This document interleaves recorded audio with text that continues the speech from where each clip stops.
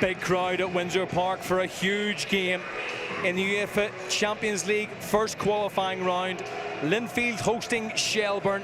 The Dublin club one up from the first leg, all to play for in Belfast. It's the League of Ireland champions against the Irish League champions. Dublin against Belfast. Shelbourne with the slimmest of advantages and a big travelling support as well. Have made the trip up the motorway. Linfield ready, Shelbourne ready, Windsor Park is ready. They anticipated a crowd of around 7,000 for this game. It certainly feels like that. It actually feels like a cup final crowd. You can see the Shelbourne supporters over in the far stand, but beneath us it is jam-packed with Linfield supporters, as is the Cop. His players forward, plenty of height in there with the likes of Owen Hall in particular. Delivery towards the back post, flicked over. It looked like it was taken off the goal line. The flag is up on the far side. I'm not sure if it would have counted. McGee got the first touch in it, looped it over the goalkeeper, and it looked as if it was going to end up in the net. Here's another look at it. McGee didn't look offside there, did brilliantly. It was Hall attacking it, and it's really good defending. It's a great opportunity for Linfield. First free kick, an indicator of what he's capable of. This one from a little bit further out. First header's one, but he's always drifting. Still readying himself more, I think, as a precaution should there be any further issues with Coyle. It's gifted to Fitzpatrick. One each. Oh, what a chance. Oh, what a chance for Matthew Fitzpatrick. Tried to lift it over the goalkeeper. What a let-off for Shelbourne. I don't understand why he hit it so early. I don't think, obviously he wasn't expecting it. It was a surprise when Conor Kearns made the mistake, but when he looks back. Linfield really tired, which is very natural because of where they are in their season. I'm sure he would have gone into tonight's game thinking just keep moving them around. It's a good ball through the middle. Flick goalwards, but easily taken by Johns. This week there's a player in acres of space at the far post. I think it's Barrett. Now closed down by Orr, and it drifted over Odubeku's head. And how difficult he makes it for defenders. He doesn't give them a minute to settle, and any mistakes he's on top of, which we seen last week with the goalkeeper. Well, Linfield can't afford to make any mistakes here. Lonnie tries to pick the pass. It's a good ball. Player goes down.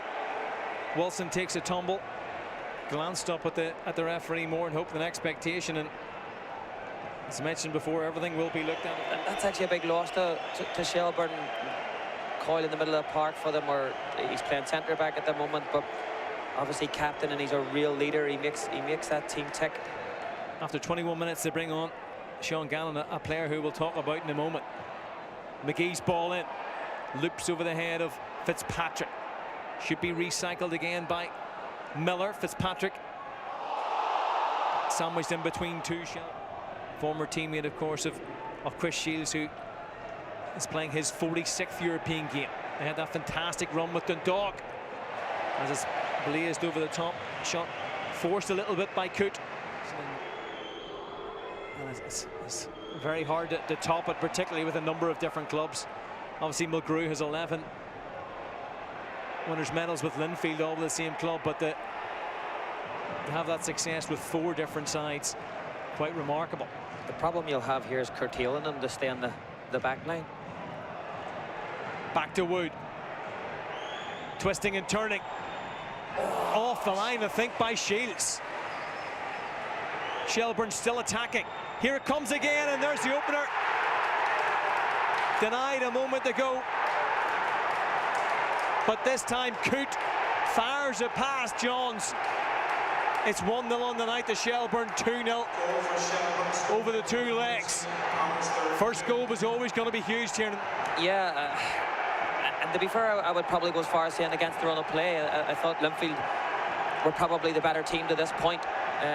25 minutes in, I think David would have been delighted. But that's what you have with the quality in this, as we talked about it earlier. Coote, Wood. Chris done really well to clear one off the line seconds earlier. And Linfield are probably still regrouping from the first. And I wouldn't, if I was Linfield, I wouldn't change what I was doing, because they were doing really well. They were building out of the back. They were being confident, and good touch from Caffrey. Trouble. Wilson can't keep it down. Well picked out by Caffrey. Shelbourne have only won 3 away games in European Cup. The last one was against Glentoran, a 2-1 victory in 2005. Keeper's in trouble again. I think there's going to be a switch here. Second time he's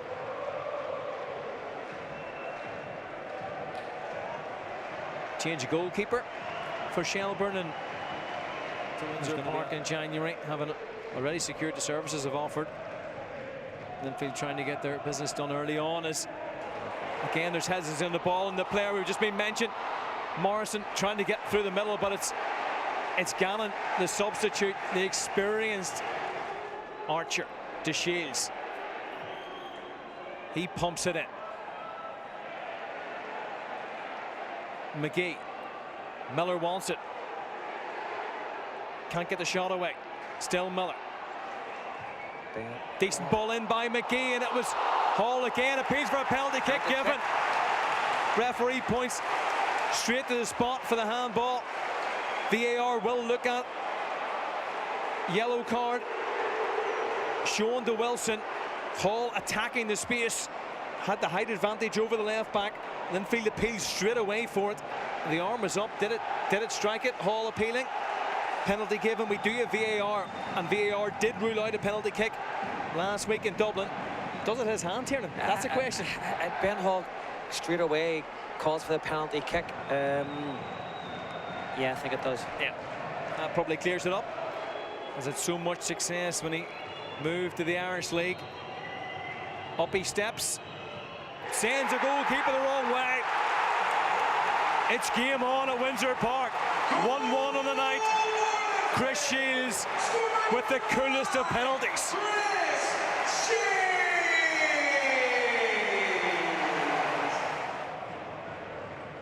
Wilson goes short. Wood, it's right off the training ground. It's a brilliant goal from a coach's perspective. Linfield weren't level for long. McInerney timed it perfectly, and if you look down the technical area, all of the coaches are celebrating because that one has been worked right off the training ground. Unbelievable set piece.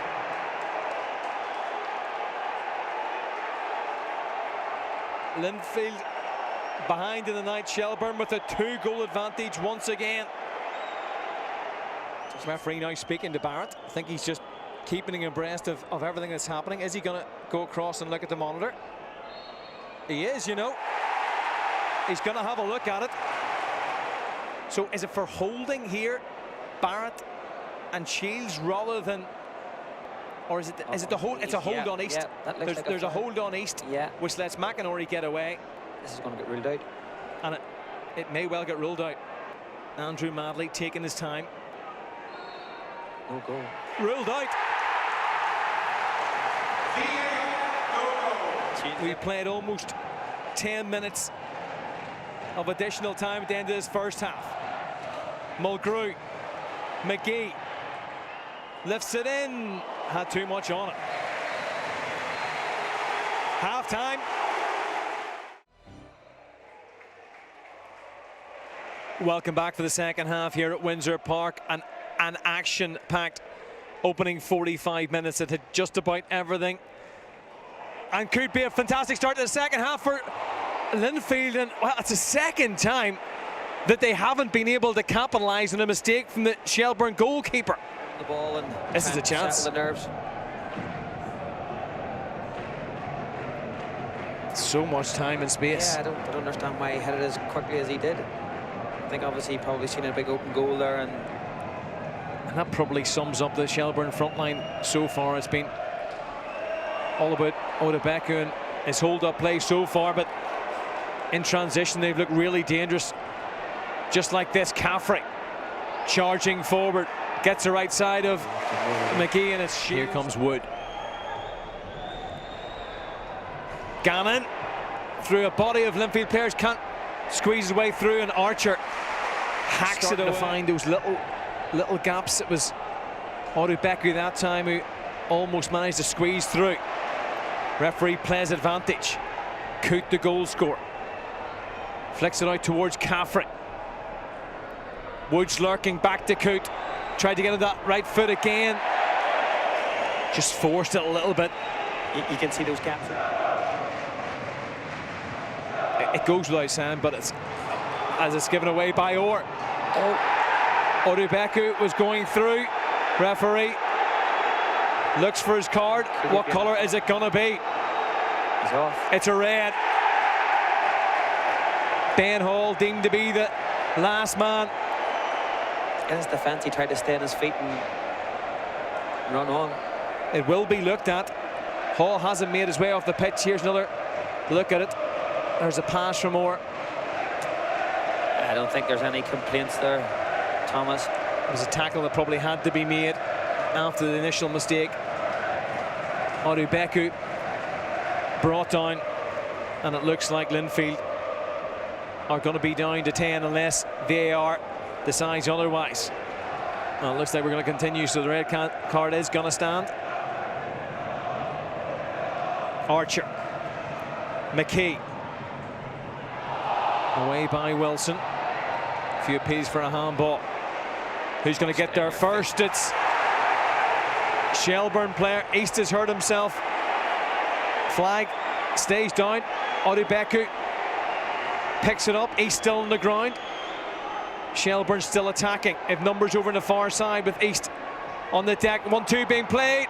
Oh, so close to a second for Caffrey, and it was the area that East would have been. Referee, that's medical attention onto the pitch, and it all comes from this challenge. East comes across, hurt himself in the process, then substitute involved straight away. Doesn't waste any time with the throw-in. Offered. Can he create something? Oh, almost. From our angle, it looked like that was going to creep in. Archer.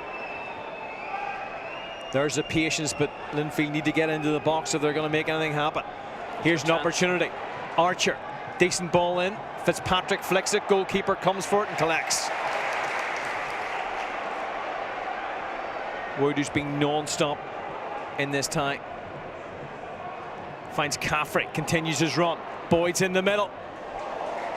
Yes, it was. Linfield can create some late drama.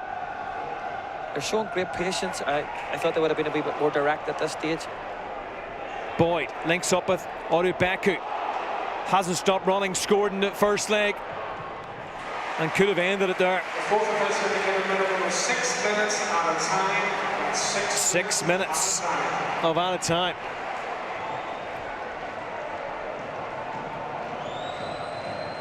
How impressed have you been with Odubeku over the course of the 2 legs? Yeah. Back on the ball.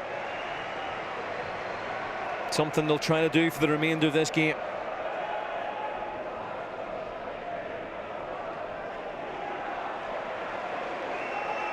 Odubeku thought about having a go himself. Wood. It's Caffrey trying to cut inside the left foot. Can't hit the target and work the goalkeeper.